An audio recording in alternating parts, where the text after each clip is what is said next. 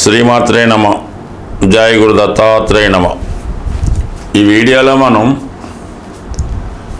మే 18వ తారీఖు నుంచి అంటే సుమారుగా మనకి ఈ మే నెలలోనే ప్రధాన గ్రహాలు రాశులు మారడం జరిగింది.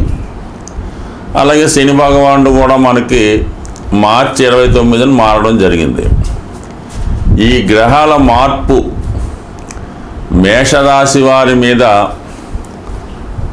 ఎటువంటి ఆర్థికపరమైనటువంటి ప్రభావాన్ని చూపుతూ ఉంటాయి.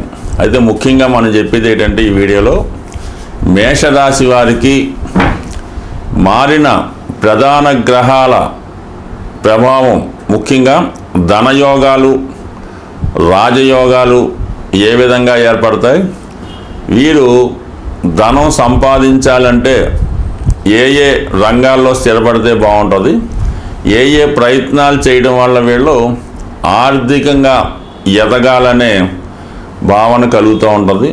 ఇవన్నీ ముఖ్యంగా కేవలం ఆర్థికపరమైనటువంటివి, ధనయోగాలు మాత్రమే ఈ వీడియోలో తెలుసుకునే ప్రయత్నం చేద్దాం. శ్రీమాత్రే నమ. జై గురు దత్తాత్రేయ నమ. ఈ వీడియోలో మనం సింహరాశి వారికి ఏర్పడినటువంటి ధనయోగాలు పరిశీలిద్దాం. మరి ప్రస్తుతం మారిన గ్రహాలు రాహువు, కేతువు, శని, గురువు, ఈ 4 ప్రధాన గ్రహాలే జాతకుల్ని పైకి లేపాలన్నా కిందకి దింపాలన్నా వాటి చేతుల్లోనే ఉంటుంది. మరి సింహరాశి వారికి మరి 11వ స్థానంలోకి గురుగ్రహం రావడం జరిగింది. ఈ ఒక్క గ్రహం జాతకుని ఒక సంవత్సరం పాటు చాలా ఉన్నత స్థాయికి తీసుకువెళ్ళడం జరుగుతుంది. మిగతా రాహు, కేతు రాశిలోకే ప్రవేశించాడు, రాహు సప్తమంలోకి ప్రవేశించాడు. సప్తమంలోకి రాహు ప్రవేశించడం వల్ల ఏంటంటే కొద్దిగా బాగా ఐశ్వర్యవంతులు, ఏదో ఒక మార్గం ద్వారా నీతిగానో అవినీతిగానో ధనం సంపాదించినటువంటి పార్ట్నర్స్ మీకు లభిస్తారన్నమాట. వాళ్ళు వ్యాపార భాగస్తుల్లోనూ మీ అభివృద్ధికి ఏమైనా ఇన్వెస్ట్ చేసేవాళ్ళుగా ఏర్పడే అవకాశం ఉంది. అయితే అది ధనయోగాన్ని ఇచ్చే స్థానం అయితే కాదు. ఒక జాతకంలో ధనయోగాన్ని ఇచ్చే స్థానాలు ఏంటంటే 2, 11, అలాగే 5, 9 కేంద్రాలు, కోణాలు ఇవన్నీ ఉన్నప్పుడు కూడా ఎక్కువగా మనకి కోణాలే లక్ష్మీ స్థానాలు. అవి 1, 5, 9 ఇవి ధనాన్ని ఇచ్చే స్థానాలు. 2, 11 కేవలం 2వ స్థానంలో ఏ గ్రహం, మామూలుగా ఈ పెద్ద గ్రహాలు అయితే లేవు, కేవలం 11లో గురువు ఉన్నాడు కాబట్టి గురువే అదృష్టకారకుడు, ధనకారకుడు, సంపదకారకుడు. ఏదైనా ఒక దైవ బలం మనకి రావాలన్నా, పూర్వపుణ్యం అనుభవించాలన్నా, మనం చేసినటువంటి మంచి కర్మల యొక్క ఫలితం ఇప్పుడు అనుభవించాలన్నా గురువు యొక్క అనుగ్రహం తప్పనిసరిగా ఉండవలసి ఉంటుంది. అయితే గురువు 11లోకి వచ్చాడు, జాతకుడికి ఏముంటుంది, ముఖ్యంగా 5వ స్థానాధిపతిగా 11లో ఉండడం వల్ల, 5వ స్థానాన్ని వీక్షించడం వల్ల మీ యొక్క సంతానం యొక్క అభివృద్ధి, వారు మంచి పొజిషన్లోకి రావడం వల్ల వారి యొక్క సహకారంతో మీరు ఏదైనా సాధించవచ్చు. లేదు మీరు ఒక వ్యాపారం చేయాలన్నా, ఒక వ్యవహారం చేయాలన్నా మీ యొక్క పిల్లల పేరుతో చేసుకోవడం వల్ల కంపల్సరీగా అది సక్సెస్ రావడం జరుగుతుంది. 2 మీ యొక్క విద్వత్తు, మీలో ఉన్నటువంటి నాలెడ్జ్, అలాగే మీ యొక్క సామర్థ్యం తగు విధంగా గుర్తింపు రావడం జరుగుతుంది. ఒక సినిమా ఇండస్ట్రీలో ఒక హీరోగాను, ఒక డైరెక్టర్గాను, అంటే ఎక్కువగా సింహరాశి వారు శాసించే వాళ్ళు కాబట్టి డైరెక్టర్లుగా ఉండడం జరుగుతూ ఉంటుంది. ఆ విధంగా మీకు ఫిల్మ్ ఇండస్ట్రీలో అనుభవం ఉంటే కంపల్సరీగా ఈ సమయంలో మీ యొక్క ఆలోచనలు రాణించే అవకాశం ఉంది. మీ తెలివితేటలు పెట్టుబడిగా గొప్ప ధనాన్ని కొత్త అగ్రిమెంట్ల ద్వారానో కొత్త ప్రోడక్ట్ ద్వారానో సాధించే అవకాశం ఉన్నది.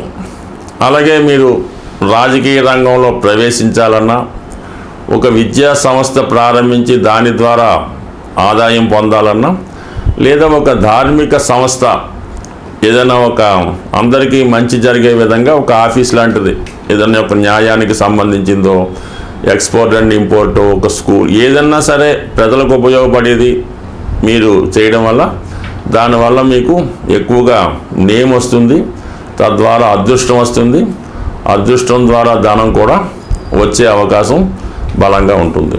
అంటే గురువు కూడా మనకి ఎక్కువగా విద్యకి కారకుడు అవుతూ ఉంటాడు. మీది ఫుడ్ ప్రొడక్ట్స్ అన్నమాట, ఆహారానికి సంబంధించినది ఏదన్నా ఫుడ్ ప్రొడక్ట్స్ పెట్టుకోవచ్చు.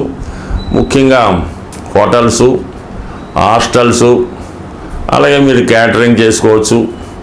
లేదంటే ఈ రైసు, ఈ అపరాలు, అంటే ఏదైతే ఆహారానికి ఉపయోగపడుతుందో ఇవన్నీ కూడా మీకు రాణించే అవకాశం ఉంది. కాబట్టి దానికి సంబంధించింది ఏదన్నా ఒక డిపార్ట్మెంటల్ స్టోర్ పెట్టుకోవచ్చు, ఒక చిన్నపాటి స్టోర్ పెట్టుకోవచ్చు, లేదా ఏదో ఒకటి.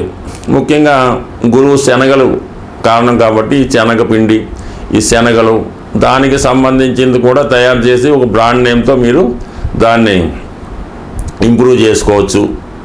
ఒక ఆయిల్స్ మట్టుకు మీరు పెద్దగా దీంట్లో రావన్నమాట. ఆయిల్స్ మళ్ళీ దానికి సాటర్న్ కారణం అవుతుంటాడు కాబట్టి దానికి సంబంధించినంత వరకు మీరు ఈ సమయంలో, ఎందుకంటే మీకు శని అష్టమంలో ఉన్నాడు కదా, అందుకని ఆయిల్స్ జోలికి మాత్రం వెళ్ళకండి. ఐరన్ అలాంటివి కూడా వద్దు, కేవలం ఈ ఆహారం సంబంధించి చూసుకోండి. చిన్నపిల్లలకు అవసరమైనటువంటి ఏదైనా సరే, అది విద్య అవ్వచ్చు, బట్టలు అవ్వచ్చు, వైద్యం అవ్వచ్చు, ఏదన్నా సరే చంటి పిల్లలకి, చిన్నపిల్లలకి ఉపయోగపడేది ఏదైనా మీరు పెట్టుకోవచ్చు. అలాగే ముఖ్యంగా ఈ పూజా స్టోర్స్ లాంటివి, పూజకు ఉపయోగించే ఆర్టికల్స్, దేవాలయాల్లో ఉపయోగించే ఆర్టికల్స్, అలాగే ఈ మందుల్లో ఉపయోగించే కొన్ని మెడిసిన్స్కి ఉపయోగించే వనమూలికలు, అలాగే ముఖ్యంగా ఈ డ్రై ఫ్రూట్స్లో ముఖ్యంగా జీడిపప్పు, బాదం పప్పు, ఇటువంటి వాటిలో మీరు ఏదైనా మీడియేటర్గా ఉండడమో ప్రోడక్ట్ సాధించుకునే అవకాశం ఉంది. మొత్తం మీద ఏముంది, గురువు 11వ స్థానంలో ఉన్నప్పుడు మీరు ఏది చేసినా కూడా అందులో నిజాయితీ ఉంటే కంపల్సరీగా అది రాణించే అవకాశం ఉంది. ఇందులో ఏంటంటే మీరు ఒక మంచి ప్రోడక్ట్ ఇవ్వాల్సి ఉంటుంది, ఎటువంటి కల్తీ లేనిది అవ్వాల్సి ఉంటుంది, అందులో కొంత నిజాయితీ ఉండవలసింది. అలాగే ఏంటంటే ఎక్కువగా ఈ శాకాహారానికి సంబంధించింది, మళ్ళీ ఈ ఫుడ్ ప్రొడక్ట్స్లో మళ్ళీ ఈ చికెను, మటను వాటి జోలికి వెళ్ళకూడదు. ముఖ్యంగా సాత్విక ఆహారాలు, మనిషికి ఆహారాన్ని పుష్టిని ఇచ్చేవి, ఇవన్నీ కూడా మీకు లభించే అవకాశం ఉంది. కాబట్టి దీనికి సంబంధించింది ఏదైనా మీరు కంపల్సరీగా చేసుకోండి. ఆయిల్స్ జోలికి అయితే వెళ్ళొద్దు. అలాగే చాలా వరకు ఏంటంటే మీరు ఎవరినన్నా పార్ట్నర్గా పెట్టుకుంటే మాత్రం చాలా ఆలోచించి పెట్టుకోవాలి తప్ప ఎవరిని పడితే వాళ్ళని పార్ట్నర్గా చేర్చుకోవడం వల్ల మొత్తం నాశనం అయ్యే అవకాశం ఉంది. కాబట్టి సాధ్యమైనంత వరకు మీరు సింగిల్గానే చేసుకోండి, లేదంటే మీ పిల్లల్ని భాగస్తులుగా చేర్చుకునే ప్రయత్నం చేయండి. అంటే రాశిలో కేతు ఉన్నాడు కాబట్టి ఏదైనా మంచి నిర్ణయం తీసుకోవడం మీకు తెలియనప్పుడు మంచివాడి సలహా తీసుకొని దాని ప్రకారం ఫాలో అవుతే కంపల్సరీగా నిజాయితీగా వెళ్ళడం వల్ల మాత్రం కంపల్సరీగా సక్సెస్ ఉంటుంది. స్వస్తి. ధనయోగాలు జాతకంలో ఉన్నా లేకపోయినా కొన్ని మనం సాంప్రదాయాల్ని పాటించడం వల్ల ప్రతి ఒక్కరికి కూడా ధనయోగం ఏర్పడుతుంది. ఆర్థిక పరిస్థితి ఏమి అంటే మెయిన్గా నెసరీస్కి లోటు లేకుండా ఉంటే చాలు. ఎవరికన్నా ప్రస్తుతం ఎంత సంపద అన్నది వాళ్ళు దాన్ని బట్టి ఉంటుంది. బట్ ఏదైనా జీవన విధానం లోటు లేకుండా ఉండాలంటే, అంటే ఇప్పుడంటే మనకి ఈ రూపాయి నోట్లు ఆ ధనంగా మారింది కాబట్టి పూర్వకాలంలో గోవులే సంపదగా ఉండేది. అది అందుకనే పూర్వకాలంలో రాజ్యాలు అయినప్పుడు ఈ గో సంపదని అపహరిస్తే రాజ్యం దివాళా తీసినట్టు ఉండేది. అలాగే పూర్వం ఈ ధనం ఏదన్నా అప్పు కావాలంటే ఆ గోవుల రూపంలోనే తెచ్చుకోవడం జరుగుతూ ఉంటుంది. ఎవరి దగ్గర ఎక్కువ గోవులు ఉంటే వాడే రాజు చక్రవర్తిగా ఉండేవాడు. కాబట్టి ఇప్పుడు కూడా మరి అంటే పూర్వకాలం అంటే ఒక 40-50 సంవత్సరాల క్రితం ప్రతి కుటుంబంలో కూడా ఒక గోవుని కంపల్సరీగా వారు పెంచుతూ ఉండేవారు, దాన్ని పూజిస్తూ ఉండరు. అప్పుడు ఆ కుటుంబాలు చాలా సర్వ సౌఖ్యంగా ఉండడం జరుగుతూ ఉండేది. అలాగే అది చిన్నతనమో గొప్పతనమో తెలియదు కానీ పాలుకి సంబంధించినటువంటి వ్యాపారాలు, అంటే అది వ్యాపారం అనకూడదు, పాలు నలుగురికి ఇవ్వడం, ఆ పాలు అవ్వచ్చు, దాని పాలు సంబంధించిన ప్రొడక్ట్స్, పాలు, పెరుగు, వెన్న, నెయ్యి, పెరుగు, ఇవన్నీ కూడా ఎవరైతే అది వ్యాపారంగానో కులవృత్తిగా చేసేవారో వారు చాలా సంపదగా ఉంటుండేవారు. ఇప్పుడు అవసరమైన ఏదైనా పర్లేదు, కానీ గోవుని సేవించడం వల్ల, అంటే ఇప్పుడు సిటీలో మనకి సేవించడానికి ఉపయోగం లేకపోవడం వల్ల ఏదైనా మనం గోవుని, అంటే మన పల్లెటూరులో ఉన్న, మీకు పట్టణంలో ఉన్న గోశాలలు ఉంటాయి, గోవులు దేవాలయంలో కొంతమంది గోవుని పెంచుతున్నారు. గోవుని సేవించడం ద్వారా, అంటే దేవుని ఏంటంటే ఎక్కడికి వెళ్ళేది ఫుడ్ పెట్టకుండా ఆ గోవుకి మంచి ఎయిర్ వచ్చేలాగా శుభ్రం చేయడం, దాన్ని అంతా క్లీన్ చేయడం, చక్కగా గోసేవ చేయడం ద్వారా కంపల్సరీగా ఎంత ఇబ్బంది అన్నా రావడం జరుగుతుంది.